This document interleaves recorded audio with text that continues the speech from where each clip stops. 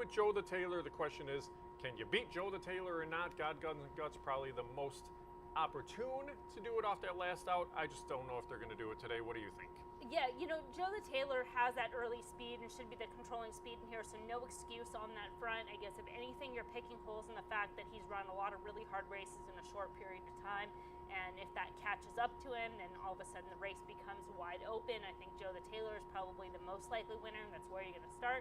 But given the connections, he's probably going to be a pretty short price in this race. The horse that I backed up with was number 3 in the Thunder Rolls, returning to Hawthorne. He's going to return to the one-turn distance. His prior local races have been contested around 2 turns. And the one local one-turn start this season, back on April 21st, he was compromised at the break. The top 2 finishers ran 1-2 around the track. So I think there's some subtle form in there that could be overlooked looking for an alternative. I think it gets very intriguing underneath. I thought Verrazano in the Sky ran a really nice race, 2 back, and held his own that last out.